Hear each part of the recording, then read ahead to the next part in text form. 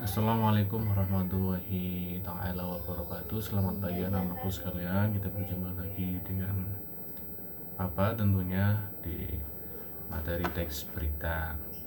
Untuk itu para anak-anakku sekalian dimohon memperhatikan apa yang saya bacakan, walaupun ini dengan media online karena ada suatu pandemi, maka mohon disimak dengan baik-baik. Oke, langsung saja Bapak akan menjelaskan tentang teks berita ya. Pengertian teks berita, pertama-tama mari kita kenal pengertian teks berita ya. Teks berita merupakan teks yang berisi segala peristiwa yang terjadi di dunia. Teks berita biasanya disebar melalui media koran, majalah, radio, televisi, internet, atau media lainnya. Terus struktur teks berita itu ada orientasi berita, peristiwa, sumber berita. Di sini di orientasi berita itu berita merupakan bagian pengenalan masalah atau hal apa yang akan dibahas dalam berita. Dua peristiwa struktur ini menceritakan tentang kejadian yang terdapat pada peristiwa atau hal yang ingin dibahas secara rinci dan berurutan. Di bagian ini harus menjelaskan unsur mengapa dan bagaimana ya. Ini di unsur peristiwa. Di sumber berita biasanya terletak di bagian awal berita atau akhir berita. Contohnya nanti Bapak saya kirim di grup. Terus kaidah kebahasaan teks berita. Penggunaan bahasa yang bersifat standar, baku. Penggunaan bahasa yang standar atau baku akan memudahkan pemahaman banyak orang karena bahasa standar sifatnya universal dan sebagian besar kalangan masyarakat mudah untuk memahaminya. Contoh, ratusan pasien COVID-19 mengantri di lobi Wisma Atlet. Itu pakai yang bersifat standar baku itu perkataannya. Terus penggunaan kalimat langsung dalam teks berita akan menumbuhkan kalimat langsung.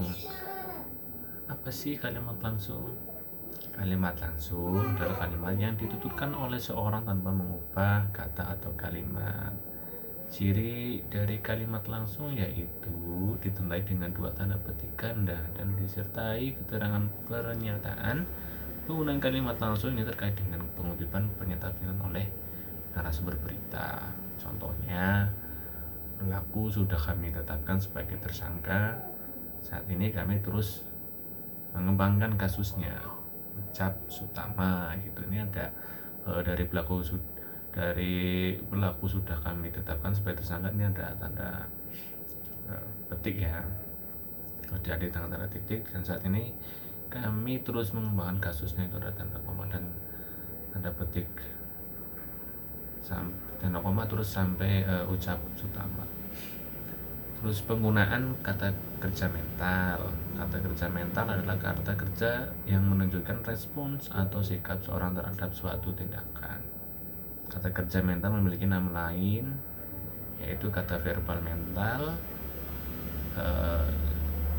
Sudah nggak bingung lagi.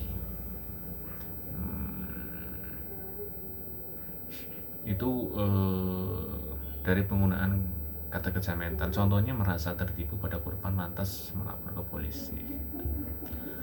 Penggunaan fungsi keterangan waktu dan tempat. Ini pada teks berita sudah pasti harus ada keterangan waktu dan tempat agar berita yang disampaikan dapat dimengerti dengan jelas dan pembaca dapat mengetahui di mana, kapan, tempat terjadi hal tersebut. Ini contohnya juga kata Kapolsek Wonosari Kompol Sutama saat dihubungi Minggu kurung buka tanggal 8/10 tahun 2020 turun tutup. Terus penggunaan konjungsi temporal. Konjungsi temporal ini disebut juga konjungsi yang berhubungan dengan waktu. Contoh konjungsi temporal yaitu kemudian, sejak, setelah, awal, dan akhirnya. Konjungsi ini biasanya ditemukan pada struktur peristiwa yang menjelaskan berita secara kronologis urutan waktu. Contohnya, pelaku datang ke sekolah kemudian langsung bilang ke kepala sekolah untuk menyosialisasikan kupon wisata dan kuliner. Oke, anak-anakku sekalian, itu tadi pengertian struktur dan unsur dari teks berita yang kalian semua harus ketahui. Nanti berbanyak aja membaca agar mudah memahami sebuah teks berita. Nanti Bapak akan kirim linknya di grup WhatsApp, dan nanti bila ada yang kurang paham nanti bisa Bapak jelaskan melalui grup WhatsApp tersebut. Oke, terima kasih anak-anak. Sekian dari Bapak. Bila ada kekurangan atau apa nanti bisa japri sama Bapak. Wassalamualaikum warahmatullahi wabarakatuh.